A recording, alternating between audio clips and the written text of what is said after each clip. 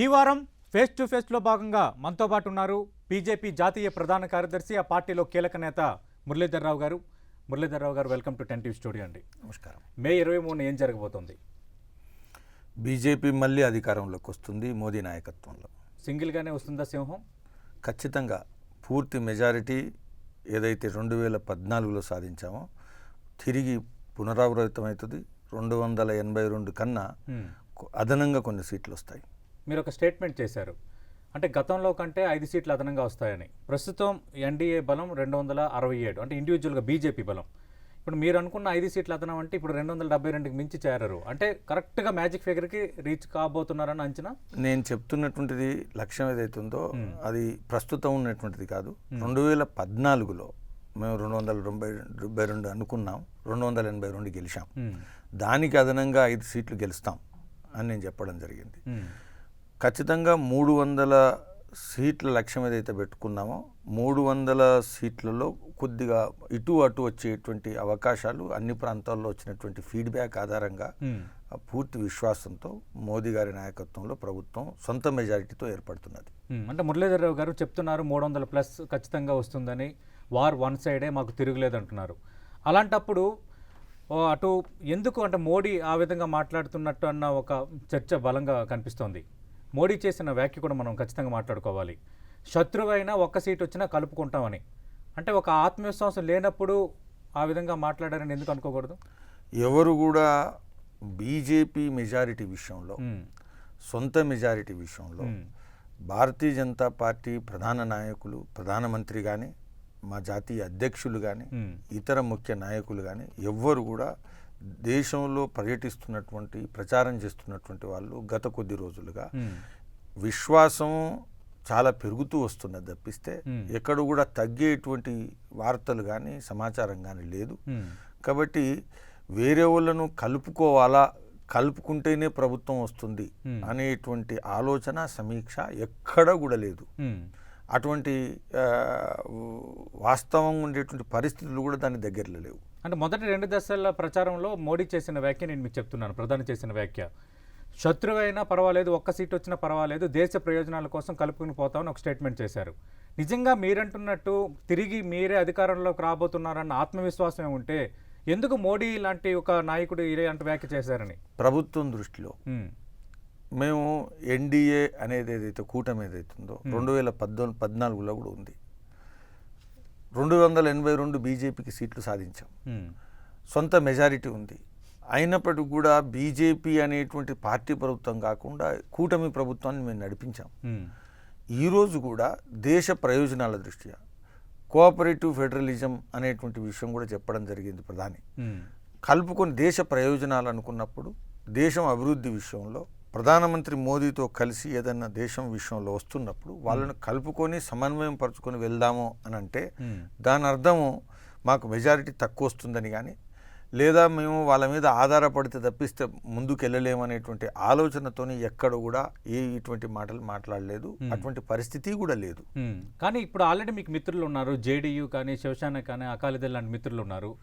ఆ రోజు ఆయన చేసిన వ్యాఖ్య శత్రువైనా పర్వాలేదు, ఒక్క సీట్ వచ్చినా పర్వాలేదంటే, అంటే ఒక్క సీటు కూడా అంత ఇంపార్టెంట్ కాబోతుందన్న ఒక అంచనాకి ఏమైనా వచ్చారా మీరు? ఒకటి మీరు గుర్తుపెట్టుకోవాలి, అదే నిజం అనుకుంటే ఎన్నికల్లో ప్రచారంలో ఉన్నప్పుడు ఆ విధంగా మాట్లాడడం వల్ల వేరే పార్టీ వస్తుంది, ఆ విధంగా మాట్లాడడం వల్ల మాకు బలం పెరుగుతుంది అనేటువంటి అవకాశం లేదు. నిజమైనటువంటి ప్రచారంలో ఆ విధంగా మాట్లాడి, ఆ విధంగా మాట్లాడడం ఆధారంగా మిత్రులను పొంది ముందుకు పోయేటువంటి అవకాశం ఉండదు. ఎలక్షన్లో ఆ విధంగా జరగదు. కాబట్టి కూటమిలో కొత్త సభ్యులు వస్తే తప్పిస్తే మాకు మెజారిటీ రాదు అనే ఉద్దేశంలో ప్రచారంలో ఈ విధమైనటువంటి ఒక అడుగులు వేయడం ఏదైతుందో ప్రధాని ఎప్పుడూ చేయలేదు. అచంచలమైనటువంటి విశ్వాసం, ఖచ్చితంగా 300 పైగా సీట్లు వస్తాయనేటువంటి పూర్తి నమ్మకం కలిగినటువంటి మోదీ గారి విశ్వాసం ఏదైతుందో అది చాలా స్పష్టంగా మొదటి నుంచి దేశంలో ఉండేటువంటి ప్రజలందరికీ కూడా కనబడుతున్నది. ఎన్నడూ కూడా ఎక్కడ కూడా ఎలాంటి అనుమానాస్పదమైనటువంటి, సందేహాస్పదమైనటువంటి స్థితిలో ప్రధాని మోదీ గారు లేరు. మరి మీ సహచార ప్రధాన కార్యదర్శి రామ్ మాధవ్ ఒక వ్యాఖ్య చేశారు, మిత్రపక్షాలతో కలిసి ఖచ్చితంగా 271 ఫిగర్కు రీచ్ అవుతాము అని. దాన్ని ఎలా అర్థం చేసుకోవాలి? పోనీ మోడీకి ఆత్మవిశ్వాసం ఉంది, రామ్ మాధవ్కి విశ్వాసం లేదా? రామ్ మాధవ్ గారు తర్వాత స్పష్టం చేశారు 300కు పైగా సీట్లు వస్తాయని. అతను కూడా విశ్వాసం ఉన్నట్టు అతను కూడా చాలా ఛానల్లో మళ్ళీ ఇంటర్వ్యూ ఇవ్వడం జరిగింది.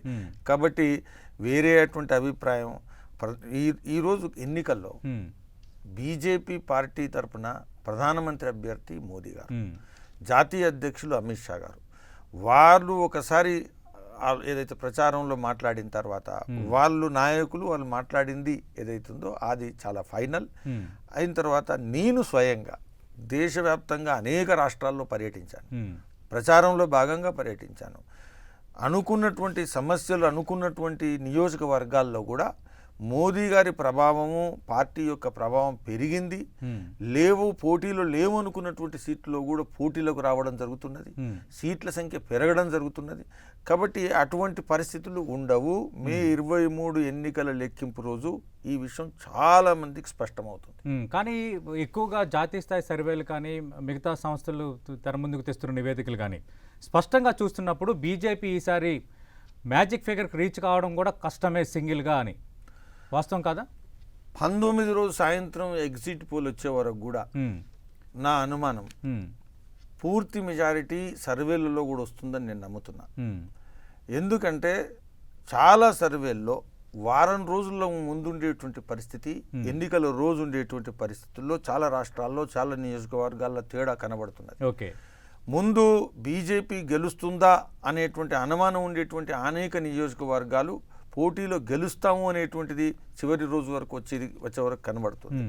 కాబట్టి చివరి రోజు ప్రచారం వరకు లాభించేటువంటి పార్టీ ఏదైతుందో, లాభాన్ని పొందేటువంటి పార్టీ ఏదైతుందో బీజేపీ. కాబట్టి పూర్తి మెజారిటీ, ఎందుకంటే చాలా స్పష్టంగా ప్రజలు ఇప్పుడు ఎన్నికలకు వెళ్తున్నప్పుడు ఒకవైపు మోదీ గారు ప్రధాని స్పష్టంగా కనబడుతుంది. దేశవ్యాప్తంగా ఎక్కడ కూడా మోదీ వ్యతిరేకత లేదు. మోదీ పట్ల వ్యతిరేకత ఉండేటువంటి ఎక్కడ సమూహం కానీ ఏ రాష్ట్రం కానీ ప్రజలు కానీ ఇక్కడ కనబడట్లేదు. ప్రత్యామ్నాయం ఏదైతుందో ప్రతిపక్షాల తరపున ప్రత్యర్థుల తరపున ప్రత్యామ్నాయాన్ని అయితే చూపెడుతున్నారో అది బ్లాంక్ కనబడుతుంది, శూన్యత కనబడుతుంది. కాబట్టి ఈ పరిస్థితుల్లో మోదీకి ఇంకొకసారి ఇవ్వాలా అనేటువంటి ప్రజల యొక్క కోరిక చాలా స్పష్టంగా ఎన్నికల దగ్గరికి కొద్దీ కనబడుతుంది, బయటపడుతున్నది. కాబట్టి బీజేపీకి మెజారిటీ రాదేమో అనేటువంటి అనుమానము ఎక్కడ ఏ రాష్ట్రంలో కనబడట్లేదు. అంటే గతంలో భారతీయ జనతా పార్టీ తలెత్తుకునేలా 282 సీట్లు రావడానికి ప్రధాన కారణం ఆ 10 హిందీ బెల్ట్ రాష్ట్రాలు ప్లస్ మహారాష్ట్ర, గుజరాత్, కర్ణాటక. కానీ ఆ రాష్ట్రాల్లో పరిస్థితి ఇప్పుడు బాగోలేదు అనేది ఎక్కువ మంది మాట్లాడుతున్న మాట. ప్రధానంగా ఇప్పుడు నేను మీకు చూపుతున్న షీట్ అంటే జాతీయ స్థాయిలో వచ్చిన సర్వేలు, వస్తున్న గణాంకాలు, కొందరు విశ్లేషకుల మాట ఆధారంగా అటు హిందీ బెల్ట్లో మొత్తం 10 రాష్ట్రాలకు సంబంధించి 225 ఎంపీ సీట్లు ఉంటే 2014లో మీరు గెలిచిన 190, ఇప్పుడు ఆ బలం 97కి రీచ్ కాబోతుందని. అలాగే గుజరాత్, కర్ణాటక, మహారాష్ట్ర మొత్తం ఈ 3 రాష్ట్రాలు మొత్తం పార్లమెంట్ సీట్లు 102, 2014లో మీరు గెలిచిన 61, ఇప్పుడు అక్కడ కొంత తగ్గి బలం 40 కాబోతుందని. అంటే మొత్తం ఈ హిందీ బెల్ట్ 10 రాష్ట్రాలు, ఆ 3 రాష్ట్రాలు 13 రాష్ట్రాల్లో 327 పార్లమెంట్ సీట్లుంటే 2014లో మీరు 251 గెలిస్తే ఈసారి ఆ బలం 137కి పడిపోబోతుంది. ఇక్కడే కొంత డ్రాబ్యాక్ ఉంది బీజేపీలో కూడా ఈ చర్చ ఉంది అంటున్నారు. వాస్తవం కాదంటారా? ఇది సర్వేలను నమ్మేటువంటి ఏమాత్రం అవకాశం లేదు. నేను మొదలు ప్రారంభిస్తున్నా. కర్ణాటక నేను ఎన్నికల ఇన్ఛార్జిగా పనిచేశా. నాకు మహారాష్ట్ర తెలుసు, గుజరాత్ తెలుసు. ఈ 3 రాష్ట్రాల విషయం ఉందో ఈ 3 రాష్ట్రాల్లోనే బీజేపీ ఈరోజు 80, 85, 90 సీట్లు గెలిచేటువంటి పరిస్థితి ఉంది. కాబట్టి ఇక్కడ సీట్లు తగ్గడం కాదు, సీట్లు పెరగబోతున్నాయి. మీరు కర్ణాటకలో ఇంతకుముందు 2014లో బీజేపీకి 17 సీట్లు వచ్చాయి. ఖచ్చితంగా 20 సీట్లు నుంచి 22 సీట్ల మధ్యన మేము గెలిచి తీరుతాం. అక్కడ ఉండేటువంటి కూటమి ఫెయిల్ అవ్వడం నరేంద్ర మోదీ గారి పట్ల ఆదరణ ఆకర్షణ పెంచింది. కాబట్టి కర్ణాటకలో కూటమిలో కెమిస్ట్రీ రాలేదు. కాబట్టి ఖచ్చితంగా బీజేపీ పెరగబోతున్నది.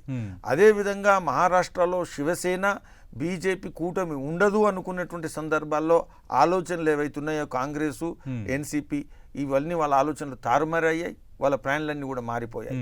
గుజరాత్లో మేము సీట్లు గెలుస్తామని అనుకున్నారు, కానీ ఈరోజు బీజేపీ తిరిగి 26 సీట్లకు 26 సీట్లు గెలిచే పరిస్థితి అక్కడ తయారైంది. కాబట్టి వీళ్ళు అనుకున్నటువంటి పరిస్థితి పరిణామాలు అక్కడ కనబడట్లేదు. నరేంద్ర మోదీ గారి నాయకత్వం బీజేపీ పట్ల అనేక ఈ రాష్ట్రాల్లో కూడా, హిందీ రాష్ట్రాల్లో కూడా, ఎక్కడ నేను ఉత్తరప్రదేశ్ వెళ్ళాను, ఉత్తరప్రదేశ్లో ఈ కూటమి ఏదైతుందో మాయావతి అదేవిధంగా అఖిలేష్ యాదవ్ కూటమికి గ్రౌండ్ స్థాయిలో అక్కడ ఉండేటువంటి ఓటర్లకు మోదీ పట్ల వికర్షణ లేదు, ఏదైతుందో వ్యతిరేకత లేదు. మోదీ గారి పట్ల ఢిల్లీకి మోదీ గారు, లక్నోకు అవసరమైతే వీళ్ళు అనేటువంటి అభిప్రాయంతో మాత్రమే ముందుకెళ్తున్నారు. ఢిల్లీలో ఇంతకుముందు 4 సీట్లు 5 సీట్లు గెలుస్తాం కావచ్చు. యోగి ఆదిత్యనాథ్ మీద వ్యతిరేకత వచ్చిందా? మీ స్టేట్మెంట్ ఎలా అర్థం చేసుకోవాలి? ఇప్పుడు యోగి ఆదిత్యనాథ్ పట్ల మోడీ లక్నోకి వీళ్ళు అంటే యోగి ఆదిత్యనాథ్ పట్ల అక్కడ ప్రజలు పరీక్ష చేయట్లే. ఇప్పుడు పరీక్ష నడుస్తున్నది ఢిల్లీ కోసం. అఖిలేష్ యాదవ్ ఓటర్లు, మాయావతి ఓటర్లు, బీజేపీ ఓటర్ల గురించి నేను మాట్లాడట్లే సంప్రదాయబద్ధంగా.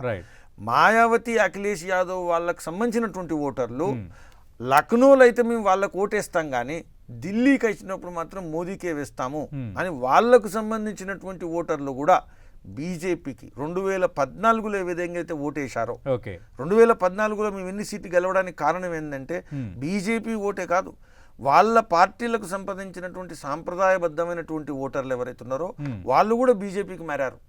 అదే ఈసారి పునరావృతం కాబోతున్నది.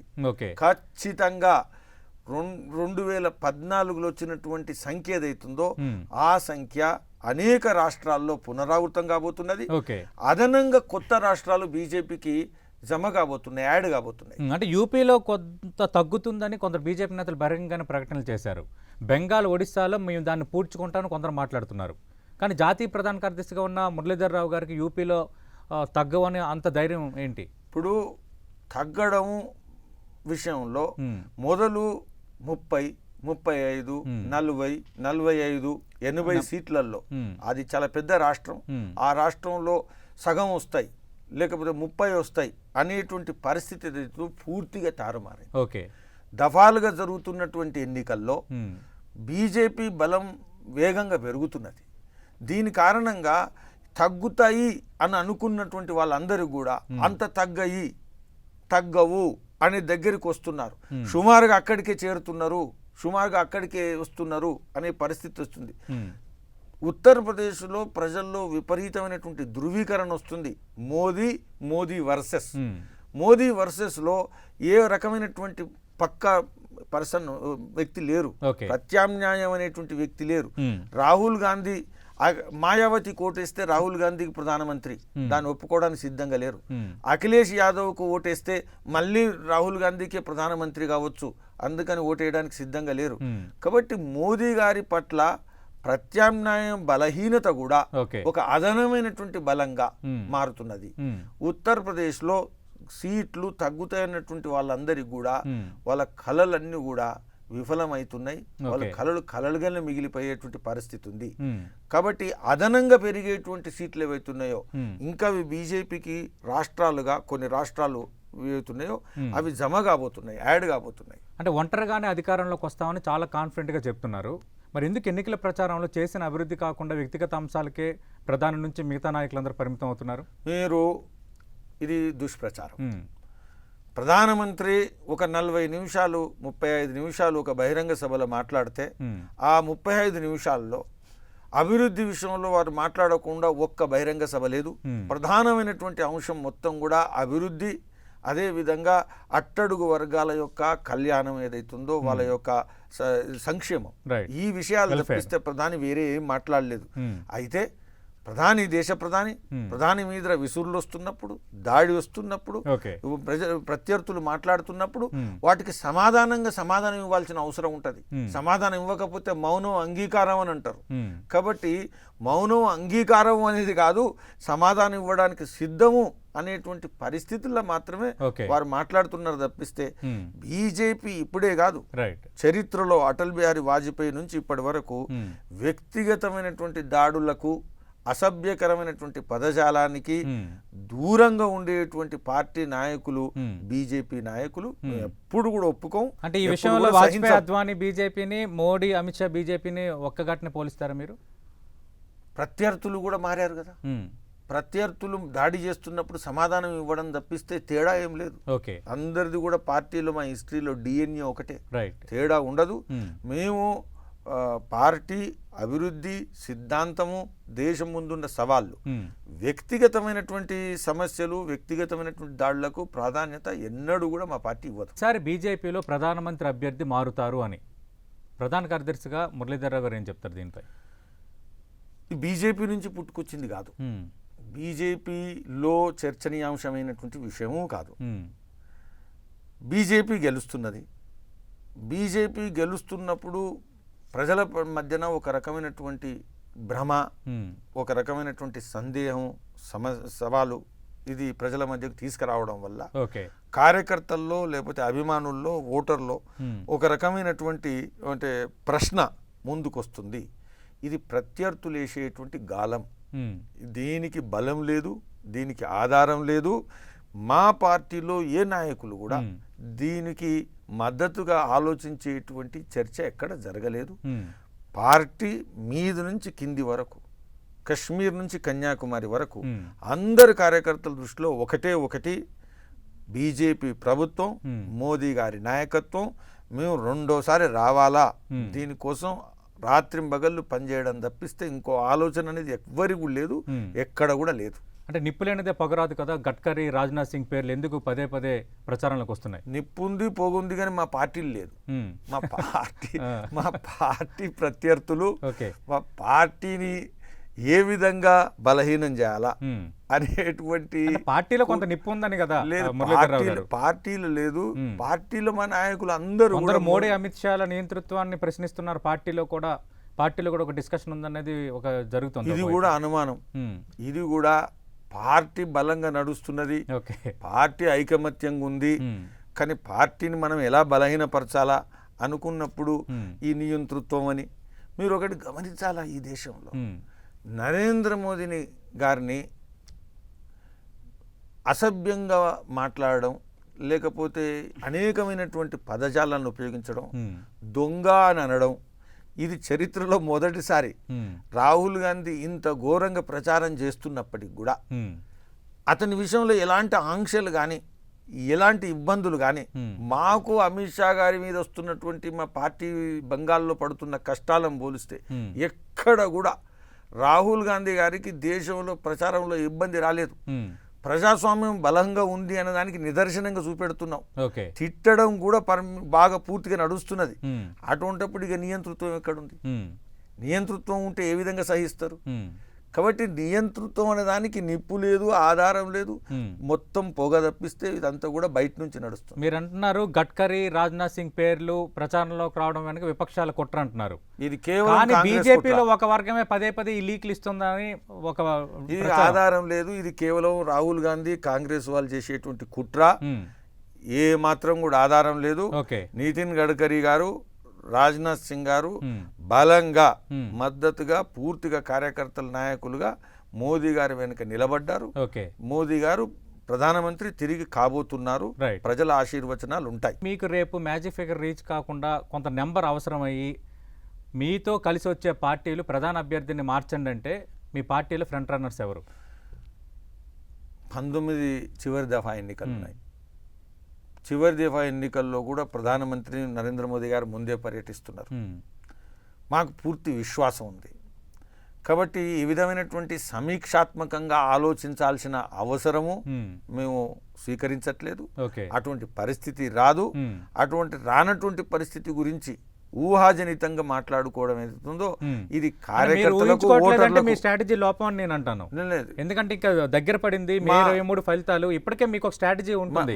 కానీ మురళీధరరావు గారు బయట పెట్టట్లేదు అంతే. ఇప్పుడు మోదీ గారిని ముందు పెట్టడం వల్ల ఉమ్, మా పార్టీకి బలం పెరుగుతున్నది, ఓకే, ఓటర్ల సంఖ్య పెరుగుతున్నది. ఉమ్, కాబట్టి మోదీ గారిని బలహీనపరచడం ద్వారా ఓకే, మా పార్టీకి నష్టం వస్తుంది, Hmm. మా పార్టీకి సీట్లు తగ్గుతాయి. రైట్, కాబట్టి మోదీ గారికి ప్రత్యామ్నాయం మేము ఆలోచించట్లేదు, ఉమ్, ఆలోచించాల్సిన అవసరమూ లేదు. ఉమ్. మా ఫీడ్బ్యాక్ అదే విధంగా ఉంది. నేను అదే అంటున్నాను, మీరు పార్టీ పరంగా ఆలోచించకపోయినా ఒకవేళ మీకు రేపొద్దున నెంబర్ అవసరమై వేరే పార్టీలు ప్రధాన అభ్యర్థిని మార్చాలి అంటే అప్పుడు ఆలోచిస్తారు కదా ఖచ్చితంగా. మమ్మల్ని ఎవరు అనలేదు, మ్మ్. అనాల్సిన అంటే పరిస్థితి రాదు. ఓకే. 19 తర్వాత 23 వస్తుంది.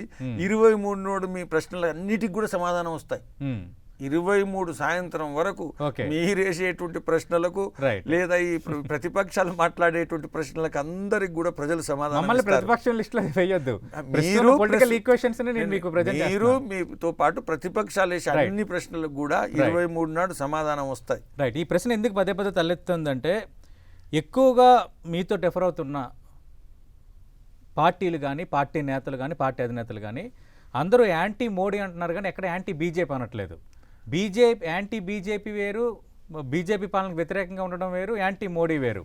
అందుకు తెలుగుదేశం పార్టీ లాంటి పార్టీలు కూడా రాజ్నాథ్ సింగ్, గడ్కరీ అయితే కొంత గౌరవంగా ప్రవర్తిస్తారు, ఆ తరహా వ్యాఖ్యలు ఈ వాతావరణం ఉంది. అంటే మోడీ కాకుంటే మరికొన్ని పార్టీలు కూడా వస్తాయి, ఇప్పుడు మిమ్మల్ని వ్యతిరేకిస్తున్న మరికొన్ని పార్టీలు కూడా వస్తాయన్నది ఒక చర్చ. ఒకటి మీరు గమనించాలి, వీళ్ళెవరు అనేది మీరు వీళ్ళందరి డిఎన్ఏలు పరిశీలిస్తే వ్యూహాత్మకంగా బీజేపీ బలం మోదీ.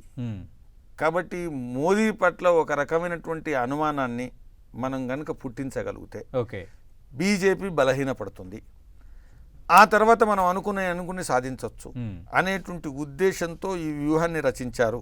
ఇంకా వీరి దీనికి ఆధారం లేదు. ఓకే. రెండవది, మా పార్టీ పట్ల వ్యతిరేకత ఉండేటువంటి వాళ్ళు మాట్లాడేటువంటి వాళ్ళ యొక్క వ్యూహాల్లో మేము చిక్కుకునేటువంటి పరిస్థితి లేదు, అది రాదు. ఓటర్లు దేశవ్యాప్తంగా ఎక్కడికి వెళ్ళినా ఈరోజు మోదీ అనేటువంటిది ఏదైతుందో అది ప్రధాన అంశమైంది ఎన్నికల్లో. మాకు వచ్చేటువంటి మొత్తం బలం ఏదైతుందో కొత్త రాష్ట్రాల్లో, కొత్త వర్గాల్లో, కొత్త సమూహాల్లో ఏదైతే బలం బీజేపీకి వస్తున్నదో దానికి మొత్తం కూడా మోదీ కారణం. మోదీతో పాటు మా కార్యకర్తలు ఏదైతే ఎక్కడికి వెళ్ళినా, ఇంటింటికి వెళ్ళినా, వాళ్ళ బలహీనమైనటువంటి పార్టీ ఉండేటువంటి రాష్ట్రాల్లో కూడా ఇంటింటికి వెళ్తున్నప్పుడు ఓటర్ ఏం చెప్తున్నాడు అనేటువంటి విషయాన్ని మేము గమనిస్తున్నాం. కాబట్టి దీనికి ఆధారం లేదు. కేవలం కొన్ని వెస్టెడ్ ఇంట్రెస్ట్లు పార్టీని బలహీనం చేయడం కోసం భ్రమపూరితమైనటువంటి ఒక ప్రచారం సాగిస్తున్నది. దీనికి మా పార్టీలో మద్దతు లేదు. మా పార్టీ మొత్తం కూడా ఐక్యమత్యంగా ఉంది. అంటే పార్టీ కంటే మోడీ పైనే ప్రజల అభిమానం ఎక్కువ ఉంది. ఖచ్చితంగా ఉంది. పార్టీ ఏదైతుందో ఇప్పుడు ఒకటి మీరు గమనించాలి, మోదీ పట్ల ప్రజల యొక్క అభిమానం ఉన్నప్పుడు పార్టీకి అసూయపడాల్సిన అవసరం లేదు.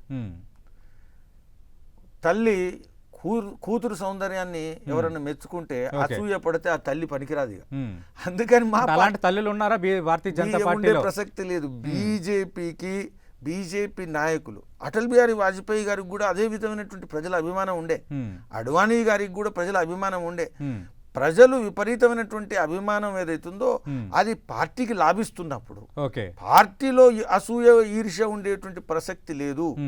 ఇది నరేంద్ర మోదీ గారి పట్ల ఉండే అభిమానానికి పార్టీ కార్యకర్తలు గర్విస్తున్నారు. నేను అదే అంటున్నాను, అసూయ పడకూడదు అంటున్నారు కదా. పార్టీలో ఆ విధంగా అసూయ పడిన వాళ్ళు ఉన్నారనా దాని అర్థం? లేదు, మేము అందరు గర్విస్తున్నారని చెప్తున్నా. పార్టీలో ఎలాంటి నాయకుని యొక్క ప్రజల యొక్క ఆదరణ పట్ల అసూయ లేదు. ఇప్పుడు గడ్కరీ ఒక స్టేట్మెంట్ చేశారు, భారతీయ జనతా పార్టీ అంటే మోదీ, అమిత్ షాయే కాదు, అలాగే నేను ప్రధాన పదవికి రేసులో లేను అని. పదే పదే ఎందుకు ప్రస్తావిస్తున్నారు? రెండు కరెక్టు. ఇప్పుడు గడ్కరీ గారు చెప్పినా, నరేంద్ర మోదీ గారు చెప్పినా, నేను పార్టీ యొక్క జాతీయ స్థాయిలో ట్రైనింగ్, ప్రశిక్షణ ఇచ్చేటువంటి దానికి ఇన్ఛార్జ్. నేను ప్రతి క్లాసులో మనం ఇది ఒక నాయకుని పార్టీ కాదు, ఇది ఒక కుటుంబ పార్టీ కాదు, ఇది ఒక కుల పార్టీ కాదు, ఇది ఒక ప్రాంత పార్టీ కాదు, ఇది నిజమైనటువంటి జాతీయవాదం మీద పనిచేసే పార్టీ అని దేశమంతా బోధించి వచ్చిన. కాబట్టి నితిన్ గడ్కరీ గారు చెప్పింది ఏదైతుందో అది చాలా వాస్తవం. ఇది ఒక ఇద్దరికి సంబంధించినటువంటి పార్టీ కాదు.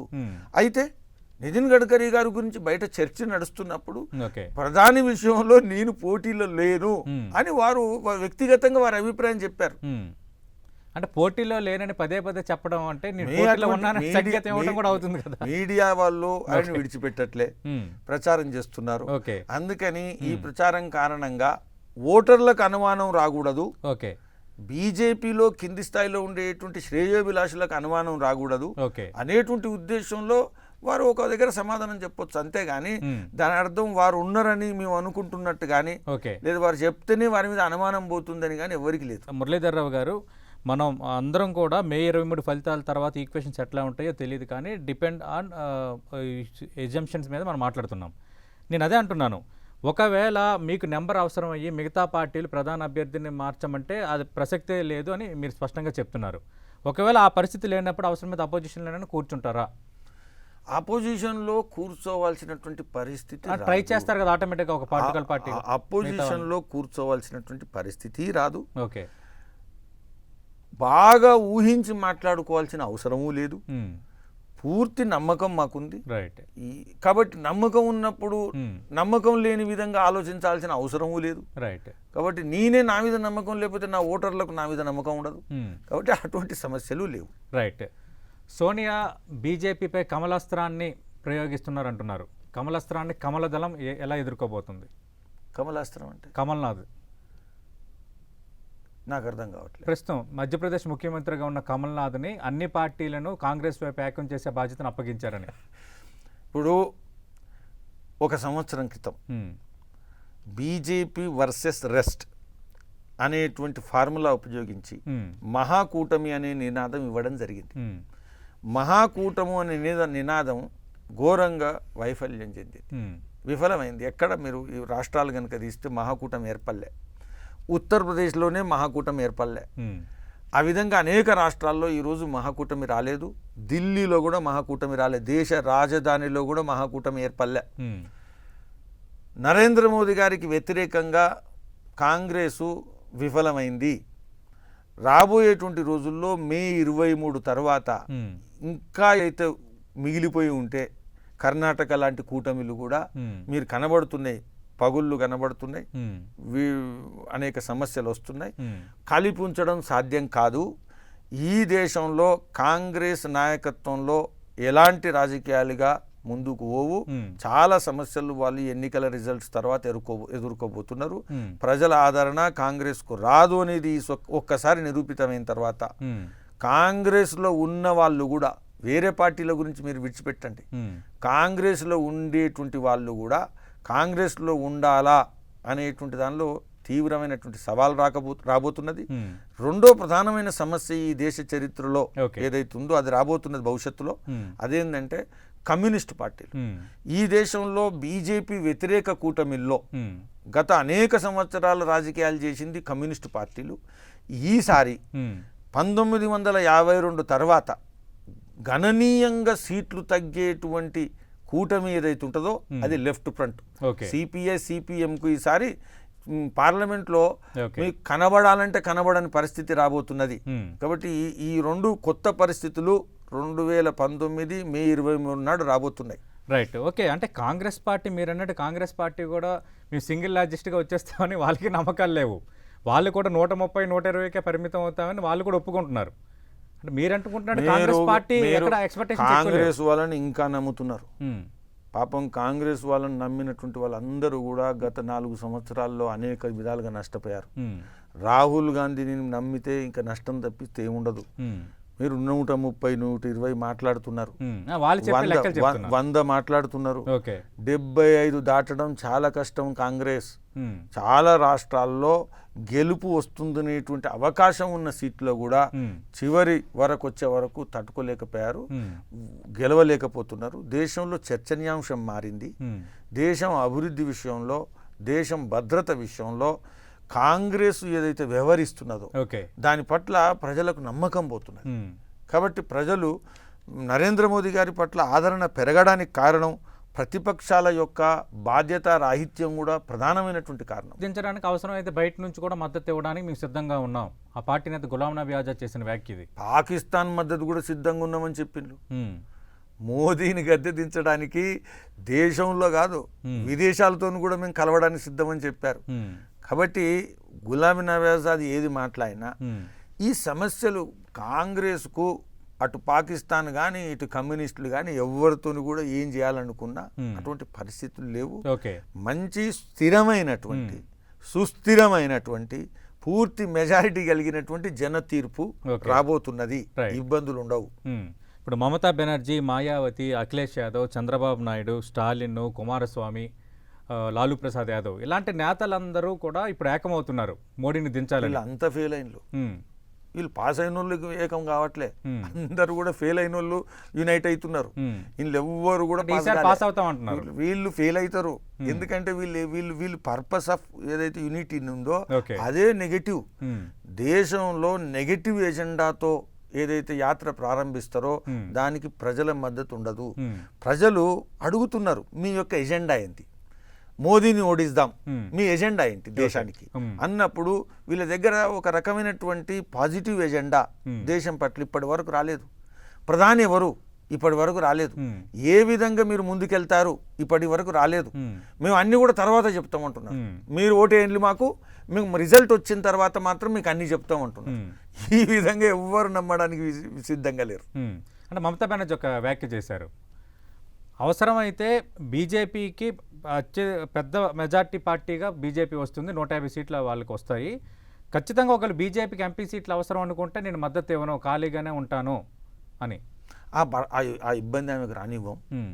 బెంగాల్లో కూడా చాలా ఆమె అనుకున్నటువంటి సీట్లు ఆమెకు రావట్లేదు. ఓకే, బీజేపీ ప్రధానమైనటువంటి పార్టీగా బెంగాల్లో అందరు చూస్తుంటే ఎదుగుతున్నది. కాబట్టి మమతా బెనర్జీ దేశంలో మార్పు కోసం ఆలోచించే ఏదైతే మాట్లాడుతున్నదో, దేశంలో ఢిల్లీలో మాట్లాడడం కన్నా కలకత్తాకు మార్పుకు పునాదులు ఏర్పడుతున్నాయి. కలకత్తాలో కూడా ప్రభుత్వం రాజకీయాలు మారబోతున్నాయి. ఇది అక్కడ ఉండేటువంటి చారిత్రాత్మకంగా స్వాతంత్రం తర్వాత మొదటిసారి జనసంఘ్ బీజేపీకి సంబంధించినటువంటి జాతీయవాద రాజకీయాలు ఈరోజు ఆ యొక్క పుణ్యభూమిలో మార్పు రాజకీయాలు వస్తున్నాయి. మీకు ప్రత్యక్షంగా గత కొన్ని రోజుల్లో కనబడుతున్నది. రైట్, ఒకప్పుడు ఇంకా తిరుగులేదు, ఇక మోడీయే వస్తారన్న ఒక ధోరణి నుంచి ఈసారి బయటపడతాము అన్న ఒక ధోరణికి బీజేపీ రావడానికి ఎవరు బాధ్యత వహిస్తారు? ఈ ధోరణిలో ఏ ధోరణిలో నాకు తెలియదు. నేను మొదటి నుంచి ఒకటే చూస్తున్నా. అంటే ప్రారంభంలో ఉన్నంత కాన్ఫిడెన్స్ బీజేపీ పెరిగింది. ప్రారంభంలో ఉన్న దానికన్నా ఇవాళ 6 దఫాలుగా ఎన్నికలు ఏవైతే అయినాయో అవన్నీ తిరిగి వస్తున్న కొద్దీ ఏదైతే విశ్వాసం ఏదైతుందో పార్టీ కార్యకర్తల్లో పార్టీ నాయకుల్లో పెరిగింది, తగ్గట్లేదు. మీరు ఈరోజు దేశంలో ప్రధానమైనటువంటి చర్చలు దేశం అభివృద్ధి, స్థిరమైన ప్రభుత్వం, దేశానికి భద్రత, బలమైనటువంటి నాయకత్వం, ఆయన దేశంలో అవినీతి లేని రాజకీయాలు, ఒక రకమైనటువంటి పారదర్శకత ఉండేటువంటి ప్రభుత్వం, ఇవి కావాలని కోరుకుంటున్నారు. కాబట్టి మీరు ఇది గమనించాలా, బీజేపీ నరేంద్ర మోదీ గారి నాయకత్వంలో పూర్తి నమ్మకంతో ముందుకెళ్తున్నాం. అంటే ఇప్పుడు ఇక్కడ ఇదే ఒకటే నేను చెప్తున్నాను, అంటే ఎక్కువగా మిమ్మల్ని వ్యతిరేకిస్తున్న వాళ్ళు యాంటీ బీజేపీ కాకుండా యాంటీ మోడీ అంటున్నారు. ఈ వాస్తవాన్ని బీజేపీ గ్రహించిందా అని? ఇది కేవలం వ్యూహాత్మకమైనటువంటి అడుగు. ఇది మమ్మల్ని మోసం చేయడం కోసం, మా ఓటర్లను కన్ఫ్యూజ్ చేయడం కోసం, భ్రమ సృష్టించడం కోసం ఇది ఒక పొగ పెడుతున్నారు తప్పిస్తే ఇది నిజమైంది కాదు. ఇది వాళ్ళు ఏదో నిజమైనటువంటి మాటలు మాట్లాడుతున్నారు అని అనుకోవడానికి అవకాశం లేదు. రైట్, అంటే కేసీఆర్ ఇంకా ఆంధ్రప్రదేశ్ తెలంగాణ రాజకీయాల విషయానికి వస్తే కేసీఆర్ ఫెడరల్ ఫ్రంట్లో భాగంగా మిగతా పక్షాలను కలవటం వెనక బీజేపీ ఉందని. కేసీఆర్ ఆయన జీవన చరిత్ర కనుక మీరు గమనిస్తే ఆయన ఇంకొకరు చెప్పి చేయించేటువంటి వ్యక్తి కాదు. తన అవసరాలను, తన లక్ష్యాలను కేంద్ర బిందువుగా పెట్టుకొని ఎవరిని అవసరం వస్తే వారిని వాడుకొని ముందుకెళ్ళాలా అనేటువంటి యాత్ర అనేది మొదటి నుంచి ఉంది. కాంగ్రెస్ను నమ్మించారు, సోనియా గాంధీని నమ్మించారు. ఇవన్నీ చూసి ఇవన్నీ ఉండేటువంటి వాళ్ళు ఎవ్వరు కూడా ఈ మాట నమ్మరు. బీజేపీ చెప్పడం ద్వారా ఆయన ఈ పని చేస్తున్నాడు అనేది అవుతుందో ఇది కూడా రాహుల్ గాంధీ చేసే పని. అంటే మీరు చెప్తున్నారు కదా కేసీఆర్ అందరినీ వాడుకుంటారని, రేపు అనుకోకుండా మీకు నెంబర్ అవసరం అయితే మీరు కేసీఆర్ని వాడుకోరా? ఎవరు? మే 23 తర్వాత భారతీయ జనతా పార్టీ. మేము అవసరం కాదని చెప్తున్నాం. ఒకవేళ అవసరం పడితే, ఒకవేళ అనేది కాదు. ఇప్పుడు కళలో ఉండేటి ఊహించి మాట్లాడాలా అంటే నేను ఎలా మాట్లాడాలని ఊహించలేకపోతున్నా. నేను ఊహించలేకపోయినప్పుడు నేను ఎలా మాట్లాడాలా? మా పార్టీ ఊహించలేకపోతున్నది. అటువంటి పరిస్థితి రాదు, రావాల్సిన అవసరం చెప్తున్నాను. ఒకవేళ వస్తే ఖచ్చితంగా మీరు ఆయన వాడుకోరా? ఆయన నెంబర్ని వాడుకుంటారు కదా. కేసీఆర్ అందరికీ తెలుసు, కేసీఆర్ బీజేపీ మనిషి కాలేడు, ఎట్టి పరిస్థితుల్లో కాలేడు.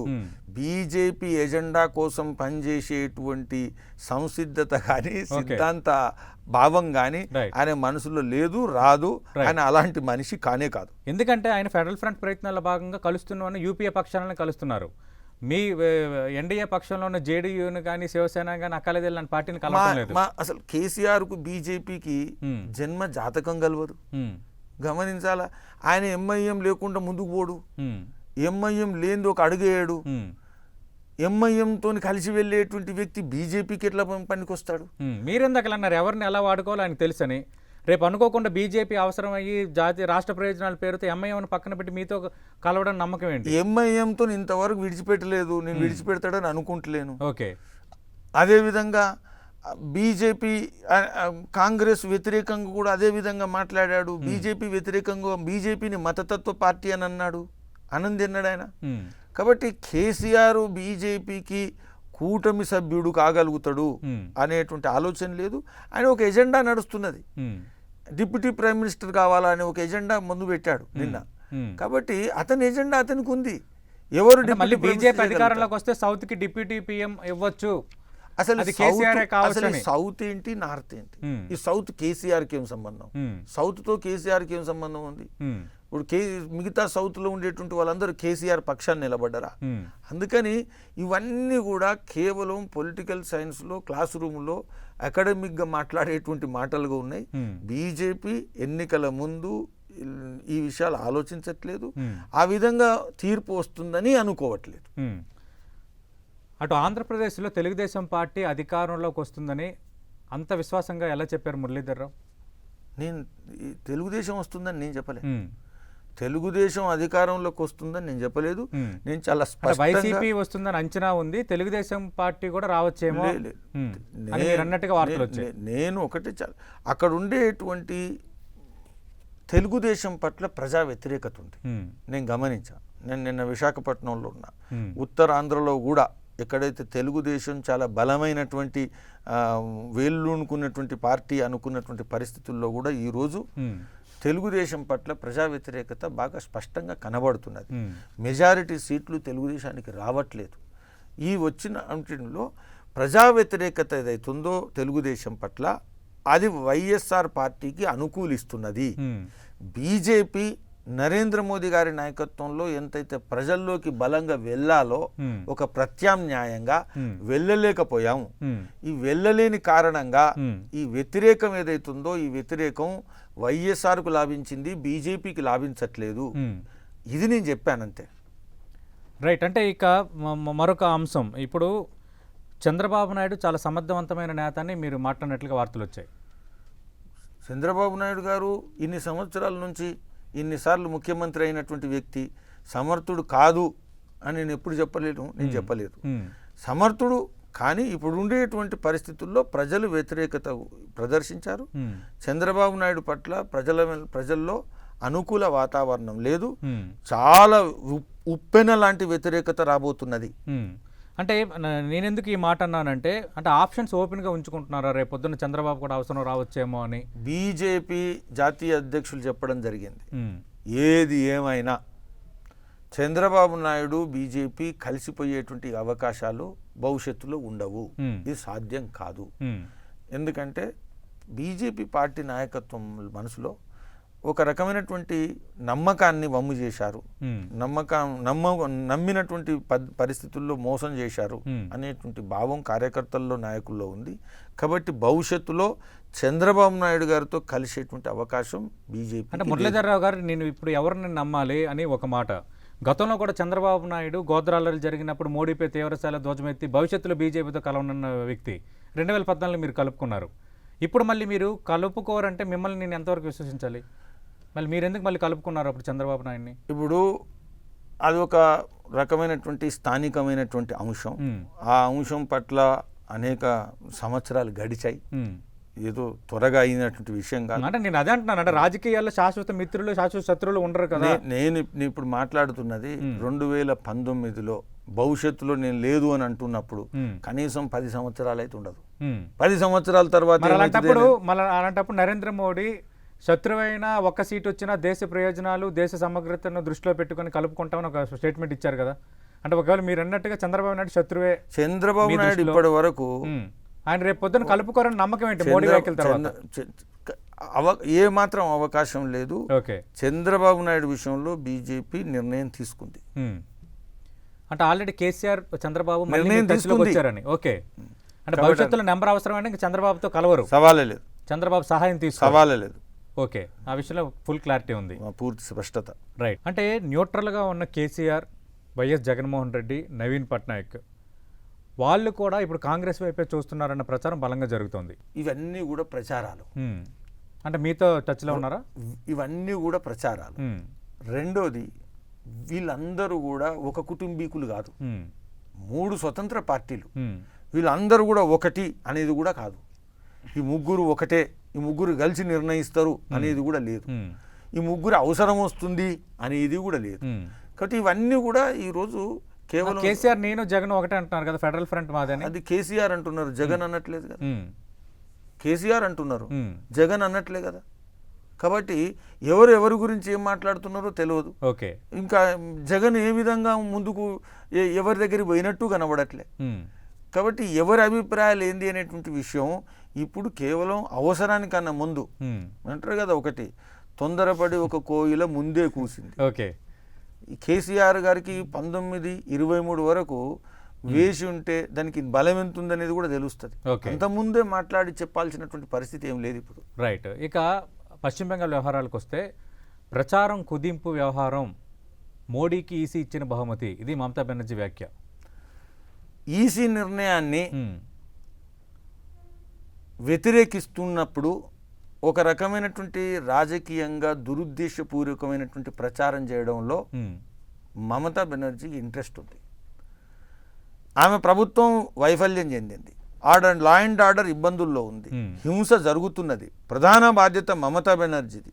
అందులో విఫలమవుతున్నప్పుడు అది ఇంకెవరి మీద రుద్దాల. అంటే ఓటమి భయం పట్టుకుంది, అందుకే ఈ దాడులకు పాల్పడుతున్నారు. ఖచ్చితంగా ప్రతిపక్షాలు మీపై మాట్లాడుతున్నారు. లేదు, ఓటమి మాకెక్కడుంది, మేము ఓటమి భయం ఏంది? ఇక్కడ మేము ఓటమి భయంతో ఉంటే ఒక్క బంగాల్లో ఎందుకు ఉండాలా? అనేక రాష్ట్రాల్లో భయపడాలా? మేము అనేక రాష్ట్రాల్లో హింస చేయాలా? బీజేపీ ఎక్కడ కూడా హింస చేయట్లేదు. బెంగాల్లో ఆమెకు ఓటమి భయం పట్టుకుంది, ఓటర్లు మారుతున్నారు, ఓటర్లు ప్రశ్నిస్తున్నారు, కొత్త వర్గాలన్నీ కూడా బీజేపీకి వస్తున్నాయి. కాబట్టి త్రిపురలో జరిగినటువంటి పరిస్థితే బెంగాల్లో జరగబోతున్నది. దీన్ని ఎదుర్కోవడం కోసం హింసా మార్గాన్ని అనుసరిస్తున్నారు. లా అండ్ ఆర్డర్ ఆమె చేతిలో ఉంది, ఆమె బాధ్యత వహించాలా, అటువంటి చేయట్లేదు. ఒక ప్రపంచంలోనే పెద్ద పార్టీ, దేశంలో పెద్ద పార్టీ, 16 రాష్ట్రాల్లో ప్రభుత్వాన్ని నడిపిస్తున్న పార్టీ, దాని జాతీయ అధ్యక్షుడు అమిత్ షా గారు రోడ్ షో వెళ్తే ఈ విధమైనటువంటి కార్యక్రమాలు అంటే ప్రజాస్వామ్యం ఏంది? దీని విషయంలో ఎలక్షన్ కమిషన్ నిర్ణయం చేస్తే అది ఎలక్షన్ కమిషన్ బీజేపీ కోసం నిర్ణయిస్తున్నారు. ఇది పూర్తి మోడీకి అనుకూలంగా వ్యవహరిస్తోంది. మోడీ కాంట్రవర్సీగా మాట్లాడినా కూడా ఈ ఈసీకి కనిపించలేదు, క్లీన్ చిట్లు ఇస్తూనే ఉంది. ఇది ప్రధాన విమర్శ. ఇప్పుడు ప్రధాని విషయంలో మాట్లాడినటువంటి విషయంలో మా పార్టీ నాయకులం కూడా అనేక సార్లు శిక్ష వేయడం జరిగింది. ఈ 72 గంటలు, 48 గంటలు, 24 గంటలు ప్రచారానికి దూరంగా ఉంచడం జరిగింది. కాబట్టి ఎలక్షన్ కమిషన్, మేము కూడా ఎలక్షన్ కమిషన్ విమర్శిస్తున్నాం. ఏ విధంగా ఎలక్షన్ నిర్వహిస్తున్నారు, బంగాల్లో ఏదైతే ఎలక్షన్ నిర్వహిస్తున్న పద్ధతి పట్ల మేము కూడా సంతృప్తిగా లేము. కాబట్టి ఎలక్షన్ కమిషన్ అనేక దాడులను ఎదుర్కొంటున్నది, మేము కూడా అసంతృప్తిగా ఉన్నాం. స్వతంత్రమైనటువంటి ఎలక్షన్ కమిషను పూర్తి నిర్ణయాలు, కఠోరమైనటువంటి నిర్ణయాలు తీసుకుంటే ఈ విధంగా సాహసించేటువంటి పరిస్థితి వీళ్ళకు ఉండేది కాదు. కాబట్టి రాబోయేటువంటి రోజుల్లో నిజమైనటువంటి ఒక సమతుల్యమైనటువంటి ఎన్నికల నిర్వహణ ఏదైతుందో అక్కడ మేము ప్రతిపక్షంగా ఉన్నాం. మాకు అక్కడ అసెంబ్లీలో కూడా గణనీయమైన సభ్యులు లేరు. అక్కడ ఉండేటువంటి కార్యకర్తలను అనేక దాడులకు గురి చేస్తున్నారు.